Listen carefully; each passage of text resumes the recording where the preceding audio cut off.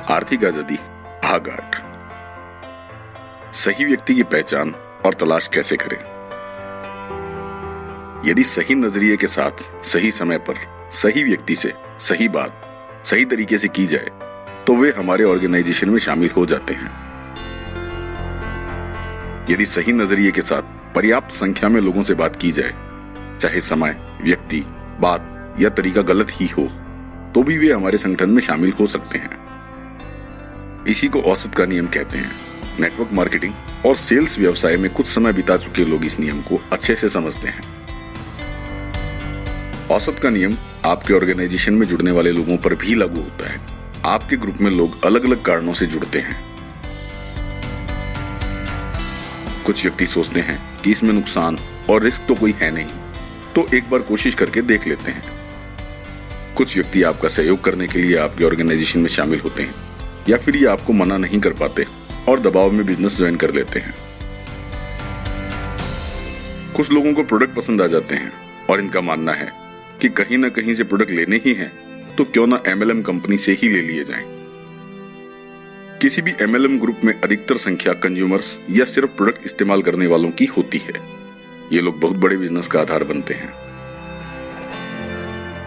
एक सही MLM company की पहचान ही यही है, जिसमें बिना बिजनेस के अवसर में रुचि लिए भी लोग सिर्फ प्रोडक्ट काम में लेते रहें।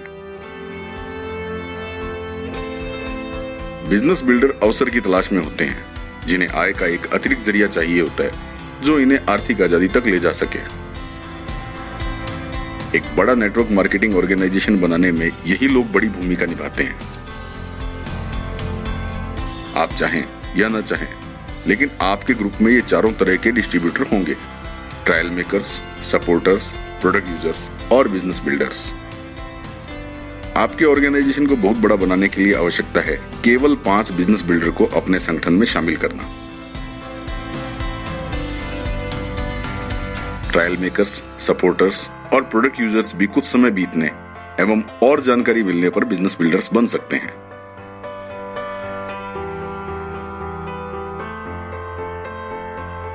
बिजनेस बिल्डर आपके परिचित भी हो सकते हैं और आपके परिचितों के परिचित भी हो सकते हैं। ये आपको संयोग से भी मिल सकते हैं और योजना बनाकर भी। सही व्यक्ति की तलाश का पहला कदम है एक डायरी और एक पेन लेना। 90% लोग जो चाहे किसी भी कारण से नेटवर्क मार्केटिंग से जुड़े हों, यह कार्य यानी कि डायरी और पेन का प्रयोग करने में असफल रहते हैं। यह छोटा सा कार्य करने से आपके सफल होने की संभावना हजारों गुना बढ़ जाती है। इस डायरी में उन लोगों के नाम लिखें जिनसे आपकी रोजाना या अक्सर मुलाकात होती रहती है। रोजाना आपके संपर्क में आने वाले व्यक्ति आपकी सोच और व्यक्तित्व और आपके भविष्य को बहुत प्रभावित करते हैं। इसी प्रकार आप भी उन पर उतना ही प्रभाव डालते हैं। यह आपके परिवार के व्यक्ति हो सकते हैं, आपके रिश्तेदार, दोस्त, पड़ोसी या सहकर्मी। मुख्य बात यह है कि आप इनके साथ समय बिताते हैं। हम इन्हें आपके साथी कहेंगे। ये भी कहा जाता है कि आपकी आय आपके साथियों की आय का औसत होती है। रिसर्च तो यहां तक कहती है कि न केवल आपके साथी बल्कि उनके साथी जिनसे आप कभी मिले भी ना हो, वे भी आप पर प्रभाव डालते हैं। इनमें से कुछ को अपनी भविष्य की योजनाओं में शामिल करना बहुत जरूरी होता है।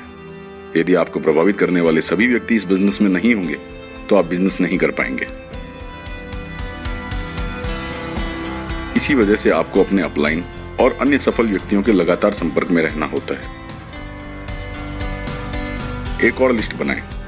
इसमें उन लोगों के नाम लिखें जिनको आप बहुत प्यार करते हैं और चाहते हैं कि वे भी आपके साथ साथ आर्थिक आजादी प्राप्त करें। इनको अपने ऑर्गेनाइजेशन में इसलिए शामिल करना है क्योंकि जब आप कामयाब हो जाएंगे तो ये आपको दोष न दें कि आपने इन्हें बताया नहीं। तीसरी लिस्ट बनाने से पहले कल्पना करें कि आपने एक बहुत बड़ी कंपनी बनाई है जिसमें हजारों व्यक्ति कार्य करते हैं। इस कंपनी के मैनेजमेंट और इसको 10,000 कर्मचारियों की कंपनी बनाने के लिए आपको 10 डायरेक्टर की आवश्यकता है। अब उन व्यक्तियों के नाम लिखिए जिन्हें आप इस पद के योग्य समझते हैं। इस प्रकार आपके पास 3 लिस्ट बन जाती है। रोजाना आपके संपर्क में आने वाले व्यक्ति यानी कि आपके साथी, जिनके आप शुभ चिंतक हैं यानी कि आपके प्रियजन, और जो आपकी कंपनी के डायरेक्टर बनने योग्य हैं। इन तीनों लिस्ट में कम से कम 10 नाम होने चाहिए। पहली 2 लिस्ट आपकी व्यक्तिगत है।